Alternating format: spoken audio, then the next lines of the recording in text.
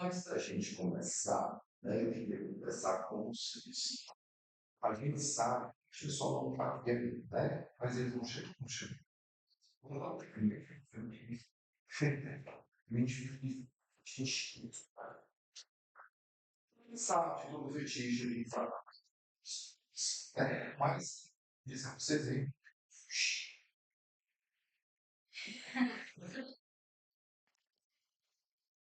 Vocês de casa não estavam mortos, não, é porque eu não tinha colocado aqui o microfone. Então a gente não tem como fugir de determinadas situações, né? O curso de Humanas GIFs, ele nasceu dentro de uma perspectiva muito bacana de 4 professores que decidiram acreditar numa forma diferente de fazer a educação via Enem. Na verdade, a coisa começou comigo e com o GG, né? E a gente, né, eu e o GG, nós somos... GG, entra aí, GG. Entrei? Entrei. Então, assim, eu e o GG, a gente começou a acreditar muito nisso. E tem algumas coisas que eu sou muito parecido, nós somos muito parecidos. A gente é muito família, né? E dentro dessa perspectiva da gente ser família, a gente também tem uma cristandade muito forte, né? Por mais que a gente brinque bastante e critique muito também, a gente tem uma irmandade, uma cristandade muito forte, né? Eu sou, para quem me acompanha pelas redes sociais, sou daqueles caxiazinhos, né, que vou à missa todo domingo e aquela coisa toda e tal. Eu gosto de dizer que eu realmente sou patriota, eu realmente sou 100% família, eu realmente sou, né, ligado a Deus, eu realmente sou de esquerda. Então, assim, eu acredito muito que a gente tenha dessa nossa convivência uma paixão muito grande por esse momento que a gente está vivendo. Nós estamos, para mim, na maior e mais significativa semana que a gente tem do ano. É o momento no qual eu, eu professo, o George, que é meu amigo e irmão, sabe disso, eu professo a quaresma, eu passo 40 dias realmente em penitência.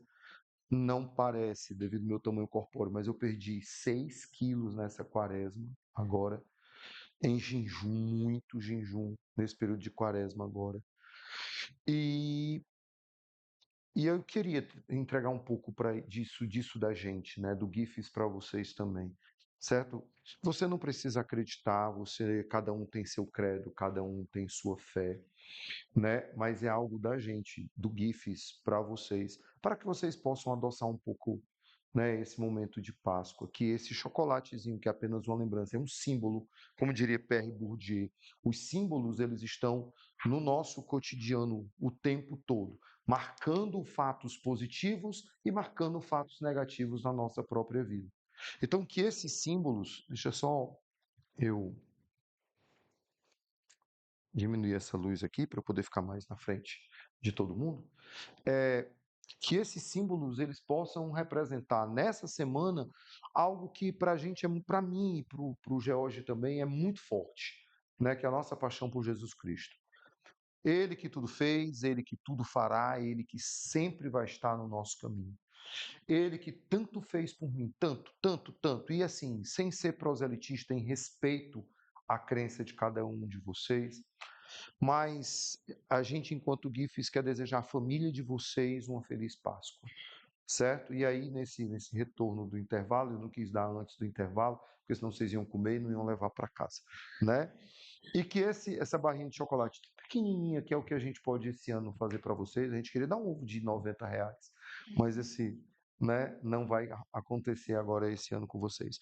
Mas a gente vai passar aqui, enquanto o George fala também umas 2 palavrinhas, ele levantou, né, que que a gente possa ter a possibilidade de vocês escolherem esse chocolate para partilhar com a família de vocês. A nossa grande ideia enquanto GIFs é essa. Ele é dividido em vários quadradinhos. E a gente pede de coração que você não coma sozinho. Que seja um dos grandes elementos da Páscoa, a divisão. Então, que você possa, no domingo próximo, vindouro, né, em algum momento com a sua família, partilhar isso dele com a sua família. É pouco, mas a ideia é exatamente essa. Vai ter gente que nem isso vai ter. Né? Então, enquanto o curso de Humanas Gifts, a gente deixa aqui uma mensagenzinha que fala exatamente sobre isso. Ele entregou a vida como um cordeiro. E a gente hoje relembra, depois de quase 2000 anos, essa trajetória dele aqui pela Terra. Um grande filósofo, um grande sociólogo que viveu entre nós, chamado Jesus Cristo. Né? E ele, repito, foi ele que tudo fez e ele tudo fará. Aqueles que acreditam podem ter certeza. E aí você escolhe. Nós temos um clássico meio amargo, nós temos um clássico prestígio, nós temos um clássico normal e nós temos o chocolate branco. Né?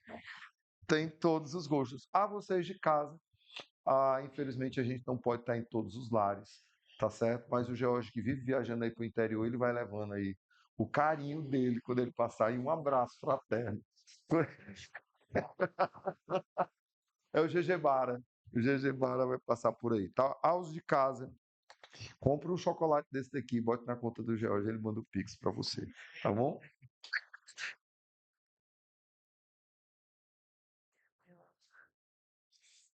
Muito obrigada. Pessoal, eu vi spoiler. Eu já ganhei tanto. Bruno? Só pegou. Meu amado. Tem aqui, meio amargo.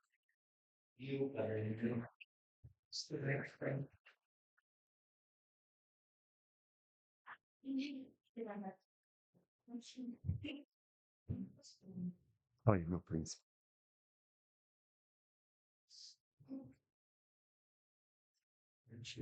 Não é que eu lhe dou o seu, não se preocupe, não. Tá amargo ainda. Meio amargo esse aqui, esse aqui. Ei, GG, preenche, GG, para eu te entregar o teu. Só um segundo para eu te entregar o teu.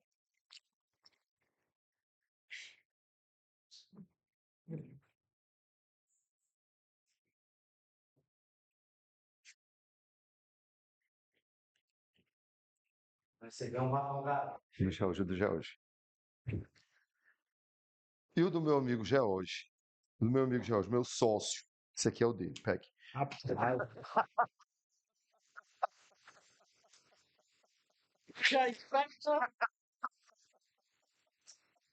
Pronto.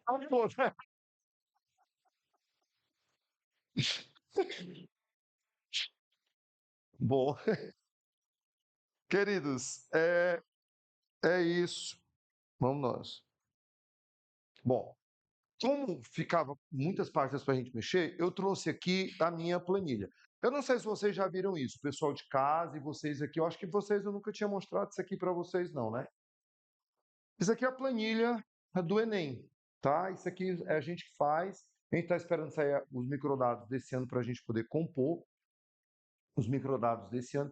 Isso aqui são os famosos microdados. Daqui é da onde a gente sai o nosso estudo para a gente poder estar aqui em sala de aula com vocês. Então, algumas questões elas têm referência com isso que a gente discutiu agora. Então, eu escolhi duas questões para que vocês possam ver a macro realidade do Enem, tá?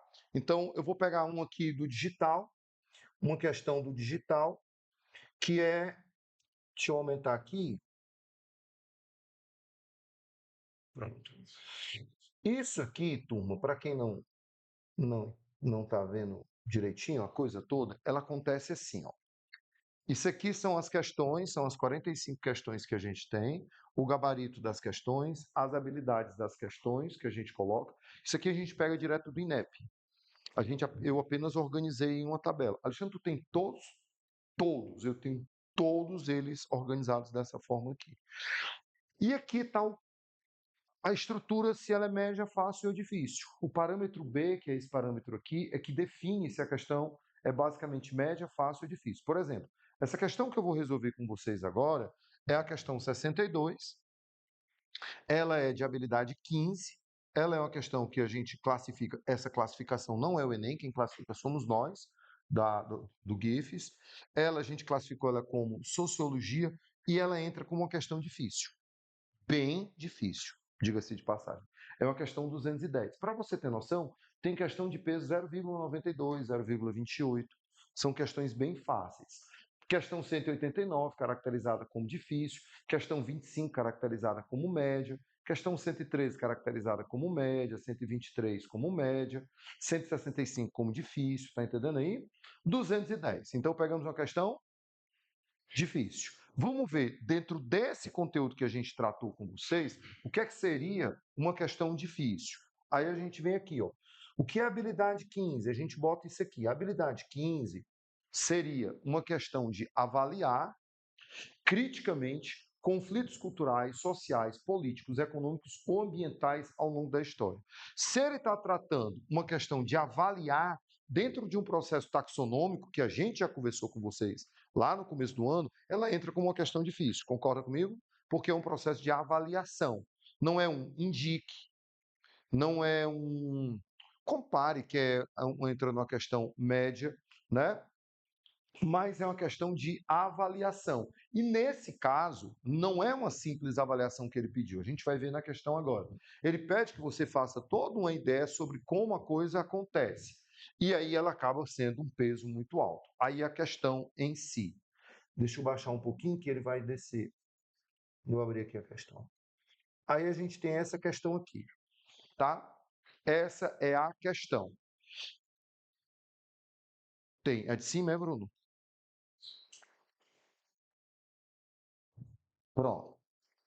Aí a gente olha para a questão, que é uma questão do Florestan Fernandes, tá? Ela é uma questão, habilidade 15, para quem está com o material, ela vai lá para a habilidade 15, certo? Do Enem Digital. Mas a gente olha para cá que dá para a gente resolver essa questão aqui. Ele diz assim, o jovem que nasceu e cresceu, a gente começa aqui ou começa aqui? Começa pelo comando. O contexto mencionado, Florestan Fernandes, não estou conseguindo ler. No contexto mencionado, Florestan Fernandes tematiza um efeito inesperado do exercício do poder político decorrente da. Gente, é uma questão de multifaces, né? No contexto mencionado, então não é no texto apenas, é no contexto, é em tudo que o texto cita de uma forma macro, a realidade que está sendo citada no texto. A realidade que está sendo citada no texto tematiza um efeito inesperado do exercício do poder político decorrente de quê? Aí a gente vai colocar aí. Ó. O jovem que nasceu e cresceu sobre a ditadura perdeu muitos contatos com a realidade e com a história como processo vivo, mas conheceu em sua carne o que é a opressão. Minha mochila. Deixei lá fora. Reconhece que é a opressão, a repressão institucional, às vezes inconsciente e definitiva, dentro da família, da escola, etc. É odiosa. Essa é uma riqueza ímpar, o potencial radical de um jovem, pobre, de pequena burguesia ou rico, que sofre prolongadamente uma experiência dessas, constitui um agente político valioso. Ele está embalado para rejeitar e combater a opressão sistemática e a repressão dissimulada, o que o converte em um ser político inconformista promissor. A questão que está aqui sendo colocado, gente, é de uma pessoa. Qual é o contexto da questão que está sendo tratada aqui? De uma pessoa que sofre com as estruturas de opressão dentro de uma sociedade. Independente da classe social que essa pessoa esteja, ela vai sofrer essa pressão. Porque é interessante, quando o Florestan Fernandes trata dessa questão, é que por mais que você não perceba, você sofre opressão em múltiplas faces dentro de uma sociedade. Ah, Alexandre, só o pobre sofre. Não, o pobre sofre mais. Por quê? Lembra quando eu falei para vocês sobre as camadas de preconceito que existem dentro da sociedade? Pronto. Existem várias camadas de preconceito, mas, por exemplo, a pessoa pode ser rica e sofrer dentro de uma determinada aspa, de uma camada de um determinado preconceito que ela tenha. E quando ele fala que essa pessoa ela entende como a opressão acontece, ela é uma pessoa potencial a rejeitar todas as opressões que a sociedade impõe. Ou seja, quando ele coloca aqui no final, ela está embalado para rejeitar e combater a opressão sistemática. Isso é fundamental que a gente perceba. Como as opressões, ou como a opressão, ela passa a controlar a nossa vida. Através de quê? Através de uma ruptura que esse indivíduo teve de uma ideologia que lhe oprimia. É aquele momento no qual você desperta para a coisa toda. Aí a gente pode citar Weber, né? Por mais que o Florestan Fernandes seja marxista, mas a gente poderia citar Weber. Quando o indivíduo ele cai na real, quando ele sai de uma estrutura que o dominava de uma forma carismática e ele passa a ser agora uma pessoa racional dentro da própria vida dele. Tinha um artista que eu era super fã do cara, super fã do cara. Embalei meus filhos cantando as músicas do cara. E um belo dia eu me encontrei com o cara num show e fui pedir um autógrafo e ele foi altamente arrogante comigo. E quando eu fui me afastando, uma outra pessoa diz assim: liga não, chapa, ele é assim com todo mundo. Aí eu digo: ele pode ser assim com todo mundo, mas ele acabou de perder um fanzaço que ele tinha. Então, assim, houve o despertar. Eu via uma pessoa que tinha uma certa dominação carismática comigo e ela perdeu em um passe de mágicas, quando eu passei a ter uma racionalidade sobre uma determinada situação. Quando você passa a perceber que não tem pobre por acaso, que o negro não é explorado por acaso, quando a mulher não sofre por acaso, você desperta para uma realidade, você passa a perceber que aquilo ali não é porque mas é porque existe uma opressão para aquilo acontecer.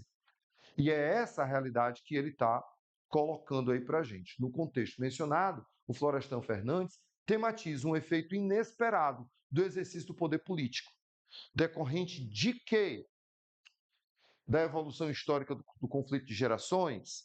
Ou seja, da naturalidade do conflito das gerações? Não. Houve, nesse caso, um despertar de alguém.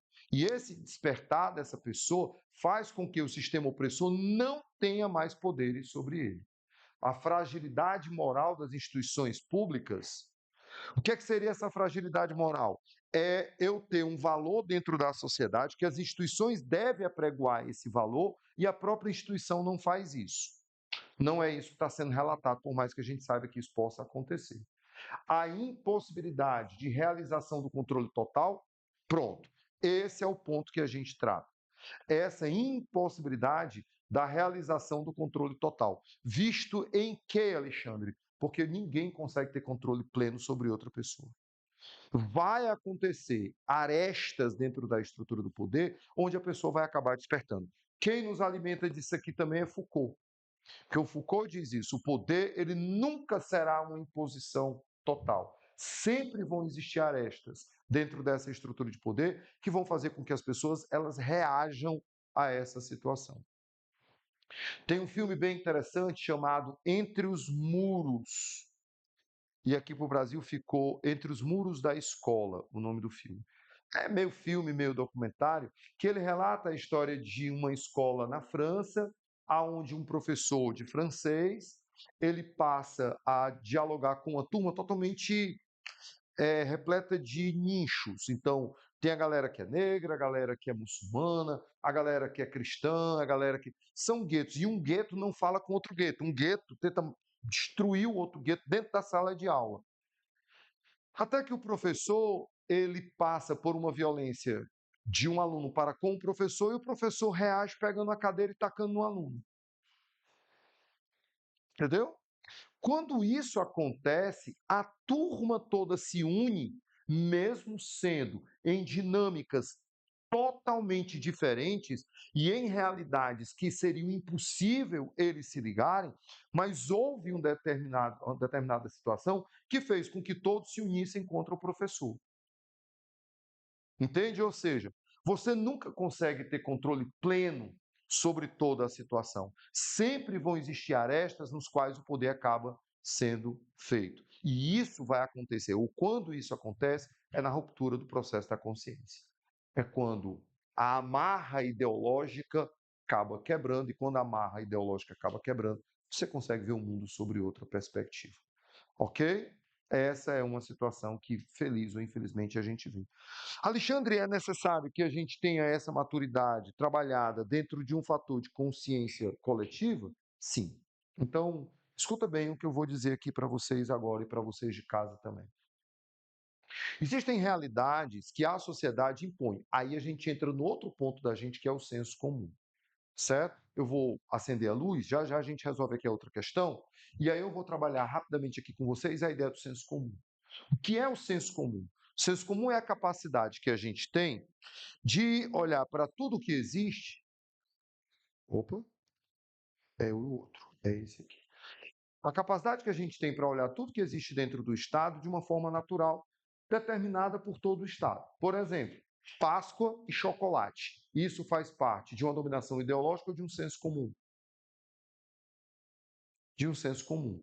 O senso comum é aquilo que todos passam a acreditar como uma verdade, sem dialogar muito com ela. Ele está posto. Então, chega o período do Natal, você vê ali o Papai Noel aparecendo. Chega o período da Páscoa, você vê o coelhinho da Páscoa. Você não para pensar que um coelho não põe ovos. Você não para, ele simplesmente está ali, repleto de ovos perto dele. Isso é um senso comum. É senso comum a gente comer pão de coco, e é bom. Mas isso faz parte do senso comum do Ceará, para quem não sabe. Ele não faz parte de um elemento nacional. É senso comum a gente escutar forró. É senso comum a galera do Centro-Oeste escutar sertanejo. É senso comum o carioca gostar de samba. É senso comum a gente falar sobre futebol. Senso comum é aquilo que está no ambiente no qual a gente circunda. Eu posso gostar ou não, mas é senso comum. Então eu pego e digo assim: poxa, eu não curto muito a swingueira, mas swingueira é senso comum. Eu não curto muito funk, mas o funk é senso comum.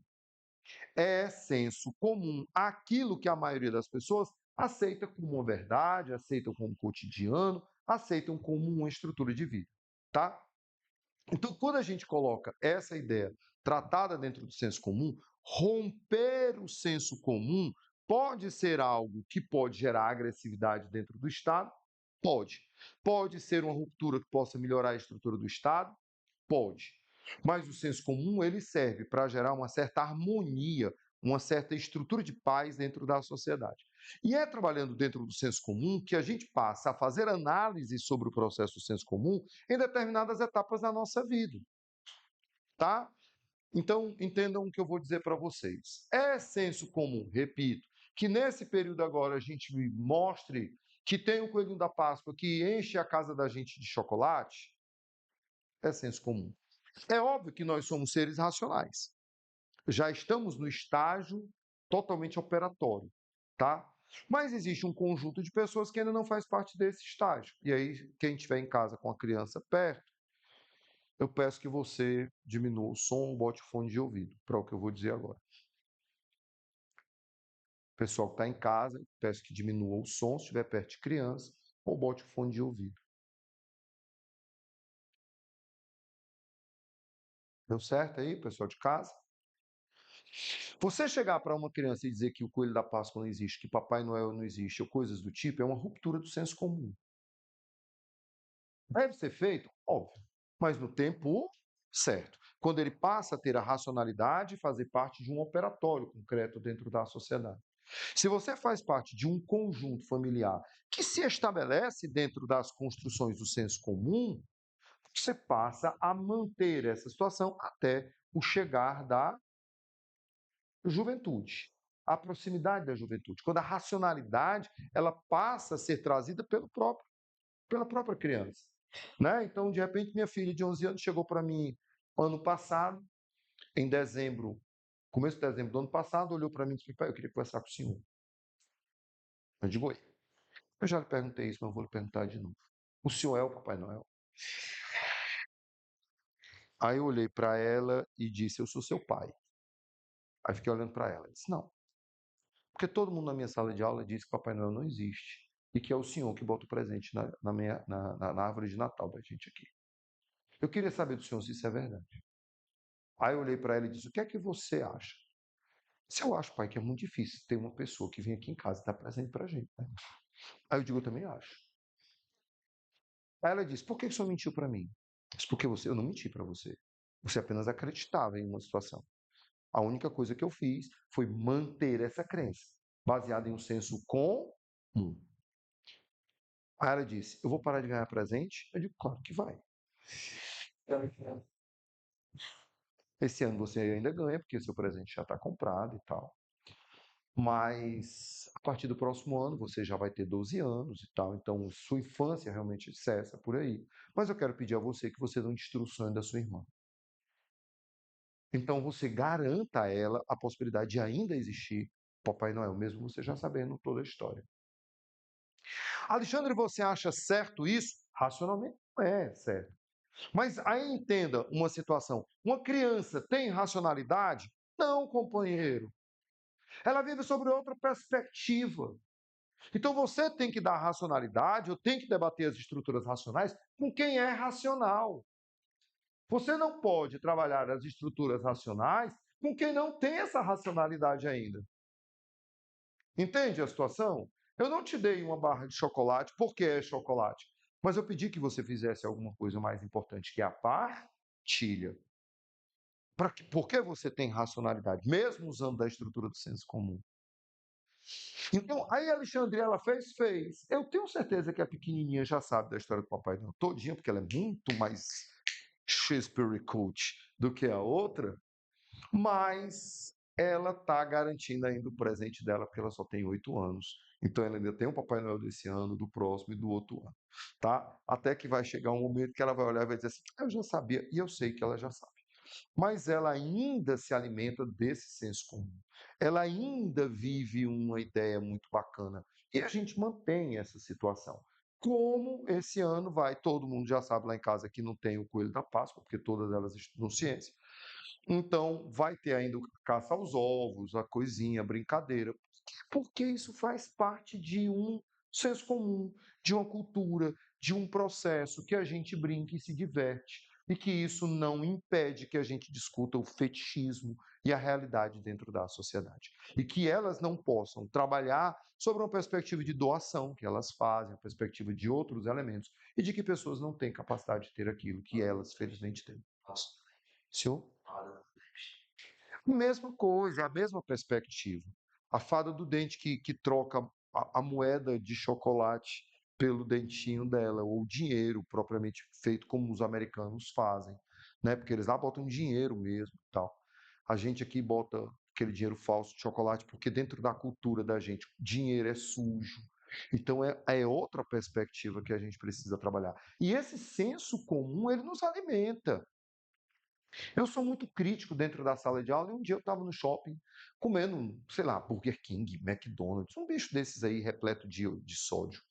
Aí eu estava comendo e um aluno chega perto de mim e diz: professor, o senhor se entregando ao mercado consumidor. Eu olhei para ele e disse: tu vai comer comigo ou não vai comer também? Batata frita, um pão com gengilim, muita maionese, né?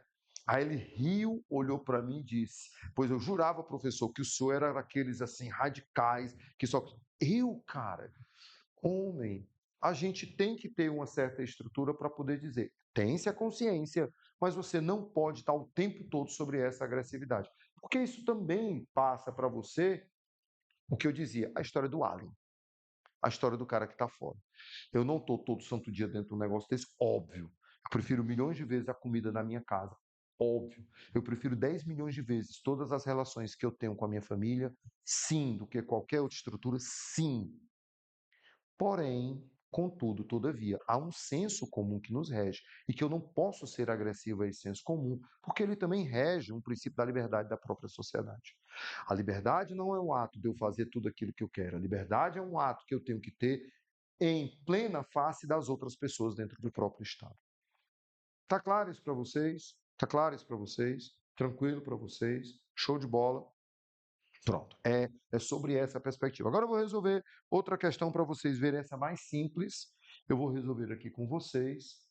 Deixa eu mudar aqui a brincadeira.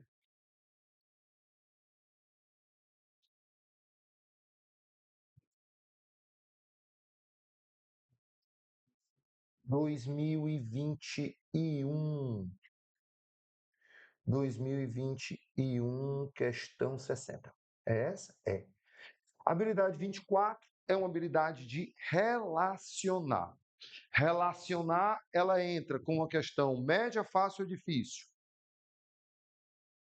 Ela entra como uma questão entre média e fácil. Deixa eu ver aqui qual foi o peso dessa questão 60. Ela veio como muito fácil. Olha aí, ó. 0,69, 0,89, essa questão aqui. Deixa eu aumentar aqui o tamanho dela, para a gente poder visualizar melhor.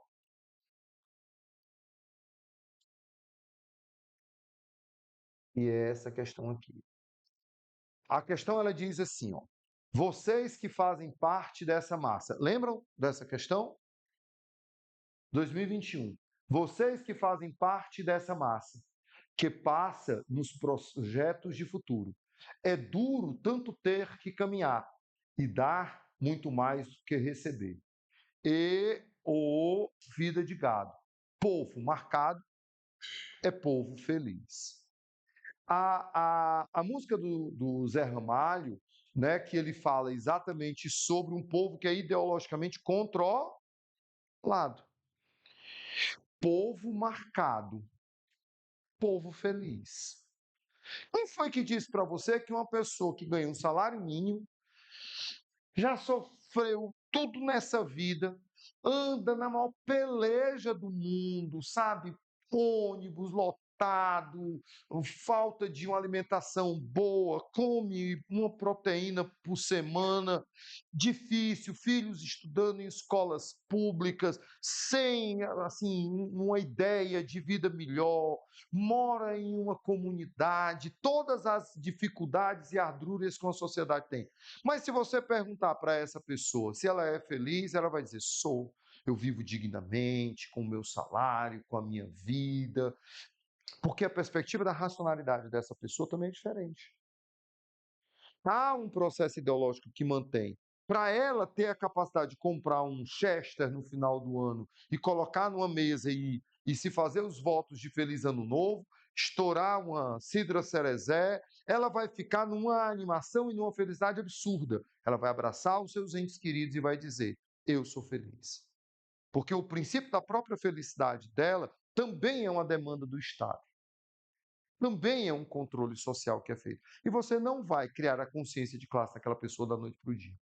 Uma das coisas que o próprio Marx coloca é operários de todo mundo univos. Você sabe quando é que essa realidade vai ser possível? Nunca. Então, os controles ideológicos vão impossibilitar essa unidade. E é exatamente sobre essa perspectiva que ele coloca.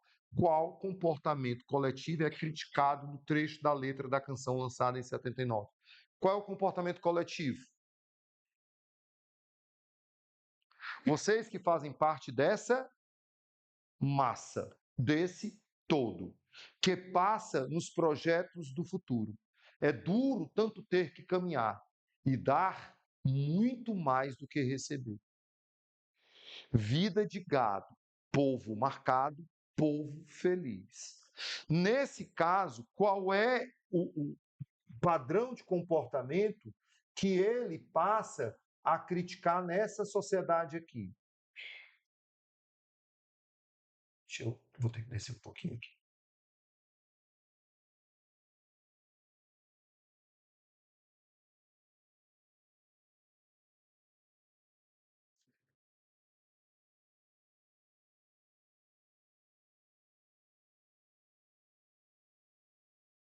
Seria militância política, passividade social, altruísmo religioso, autocontrole moral,